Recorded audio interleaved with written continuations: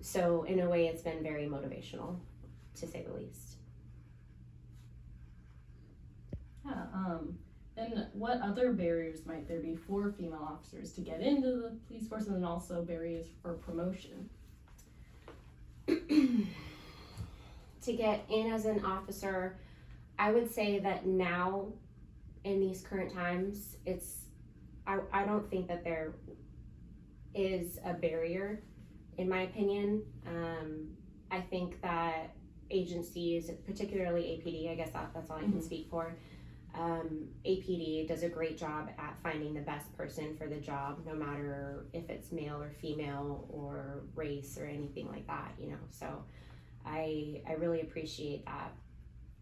But that's the situation now. I know that a long time ago that wasn't the case, and the female FTO that I was talking to you about, she faced a lot of adversity during her time, with maybe if she made a mistake, she had to do push-ups in front of everybody, and as women, we aren't naturally as strong in our chests as men, so something like that she had to go through, that has paved the way for officers now, is I respect her so much for that, and all the other female officers who came before me to pave that way for us, so that we don't have to face those obstacles when getting hired.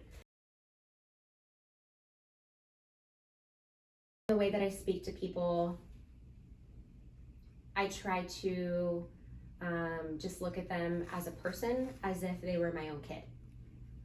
That's always in the back of my head. What would I want my son to be treated like if he were this age and if he were contacted by an officer? How would I want him to be treated? Or my dad, or my grandma, I try to put some sort of family member in that position, so that there's that empathy. At the same time, I can't get too involved, obviously, because this is still my job, and work needs to be done. But those are thoughts that I constantly have when speaking to people or contacting them or just saying hi, because I am a firm believer that we all deserve respect. I've gotten more than a handful of times, like, you don't look old enough to be wearing a gun or that uniform. Like, honestly, somebody just told me that a couple days ago. But once I start speaking to them, I feel like that changes. And that's only just a few people, throughout my time here. But most of the time, I don't know if it's because my presence and that it's called command presence, what I've worked on and what I've just had since I started, just my stance and my face. Even though I'm smiling, I'm still on high alert. So other than those little comments, I can't think of any specific time. I have had people talk down to me though, but those are just people who are in trouble and want to take blame on me. I've been called racial slurs, lots of names that used to get to me inside, but throughout the years, I've learned, like, hey, this person has no idea who I am. They just see this uniform and not my face or, a person. So I don't take that to heart anymore.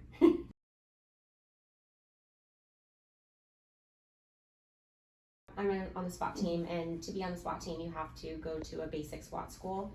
That's a week long, and it's at Camp Raleigh in Warrenton, Oregon, every year. And so last year I went to that as a student, and this year I was invited to go as an instructor.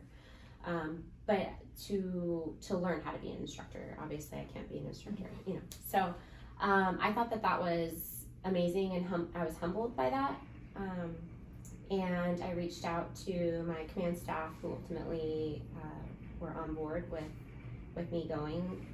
And my pitch for that was, last year when I was there, it was only me and one other female student, and everyone else was men.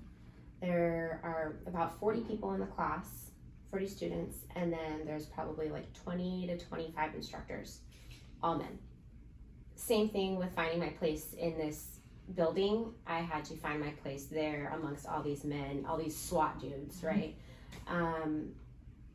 And again, intimidating, but it helped me kind of like take a deep breath, pull my chest up, and go out there and do exactly everything else that they were doing, because again, I got there the same way that they did. So I wanted to be that female presence that female students can go to if they have an issue like that, or if they have any questions that they may not want to ask a male